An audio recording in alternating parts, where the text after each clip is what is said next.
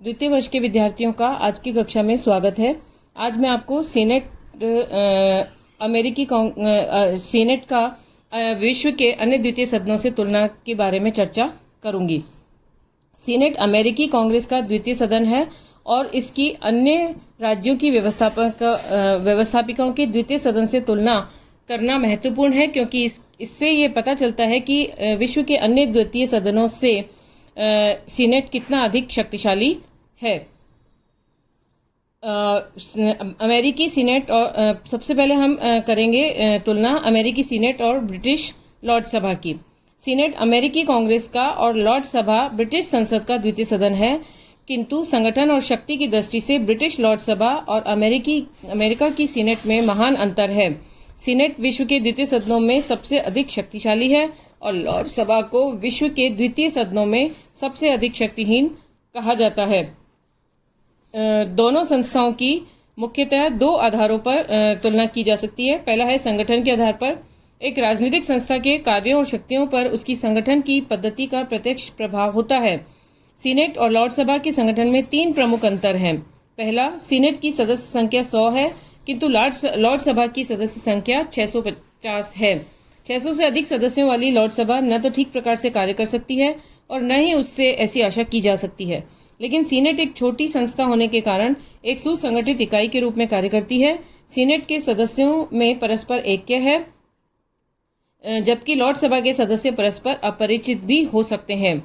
दूसरा अंतर, लॉर्ड सभा के अधिकांश सदस्य वंश परंपरा के आधार पर अपना पद ग्रहण करते हैं। इस कारण वे जन प्रतिनिधि होने का दावा नहीं कर सकते और बिना किसी प्रयत्न के मिली हुई सदस्यता उनके लिए तिरस्कार की वस्तु बन सकती है। सीनेट सदस्य प्रत्यक्ष निर्वाचन के आधार पर पद ग्रहण करते हैं। प्रयत्नपूर्वक प्राप्त की गई सदस्यता को वे सम्मान की दृष्टि से देखते हैं और सत्य रूप में जन प्रतिनिधि होने का दावा कर सकते हैं। तीसरा, लॉर्ड सभा के सदस्यों की सदस्यता आजीवन होती है। सीनेट की सदस्यता का कार्यकाल 6 वर्ष है।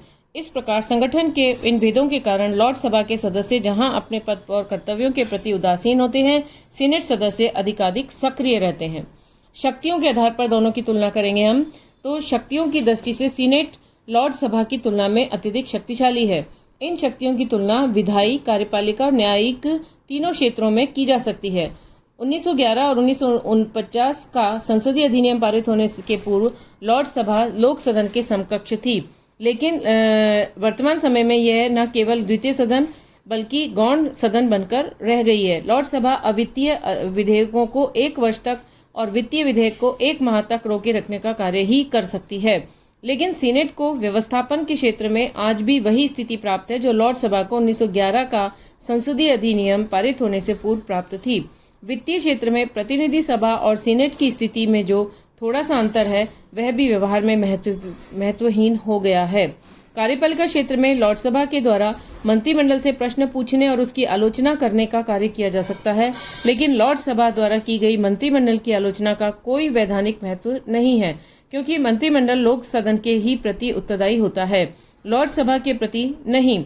अमेरिकी सीनेट को कार्यपालिका अर्थात अध्यक्ष पर नियंत्रण करने की कुछ वास्तविक शक्तियां प्राप्त हैं। नियुक्तियां और संधियां सीनेट की स्वीकृति के बिना वैध नहीं होती। युद्ध की घोषणा कांग्रेस के दोनों सदनों द्वारा ही की जा सकती हैं और सीनेट के द्वारा अन्वेषण समितियों के द्वारा ही आधार पर ही प्रशासन की जांच करने का कार्य किया जा सकता है।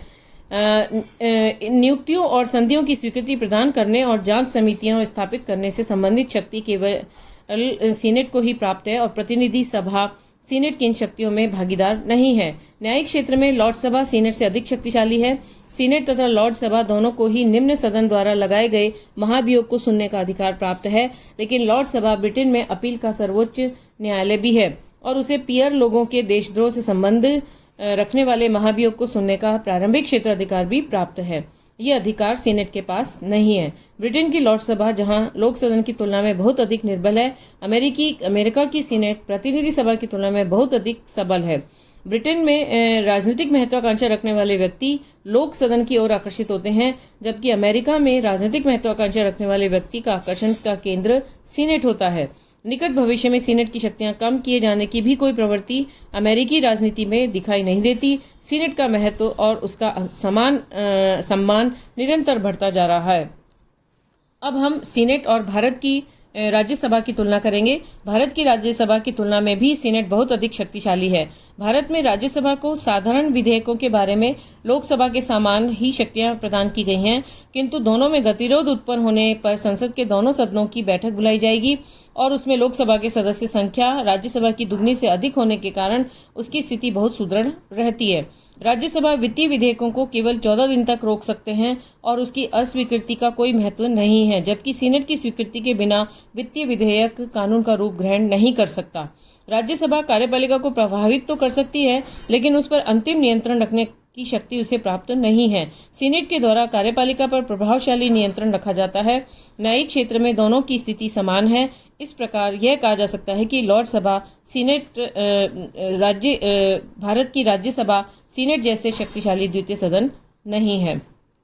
पूर्व सोवियत संघ के राष्ट्रीयताओं की परिषद और स्विट्जरलैंड की राज्य परिषद से अमेरिकी सीनेट की तुलना। सोवियत रूस में प्रथम सदन संघ की सोवियत और दूसरा सदन राष्ट्रीयताओं की सोवियत कहलाता है। सोवियत रूस में साधारण तथा वित्तीय दोनों ही प्रकार के विधेयकों के संबंध में दोनों सदनों की शक्तियां समान हैं। दोनों में ही विधेयक प्रस्तावित हो सकते हैं और प्रत्येक विधेयक अलग अलग दोनों सदनों द्वारा पारित होना आवश्यक है। दोनों सदनों में गतिरोध उत्पन्न होने की स्थिति में समझौता आयोग इन मतभेदों को दूर करने की चेष्टा करता है और उसके असफल रहने की स्थिति में प्रेसिडियम दोनों सदनों को विघटित कर नए चुनाव करा सकता है।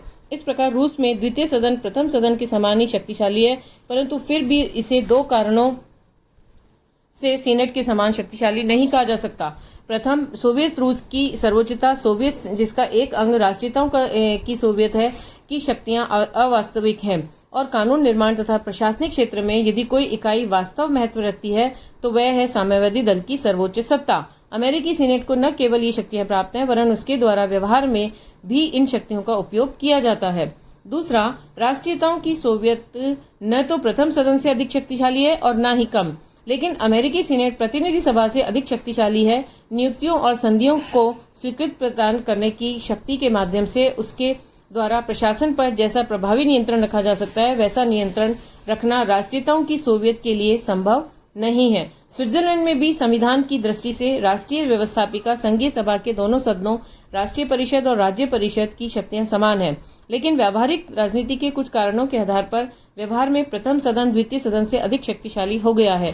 इसके अतिरिक्त स्विस राज्य परिषद को नियुक्तियों और संधियों के विषय में ऐसे अनन्य अधिकार प्राप्त नहीं है जो कि अमेरिकी सीनेट को। इस प्रकार स्विस राज्य परिषद में से अमेरिकी सीनेट पर्याप्त शक्तिशाली है।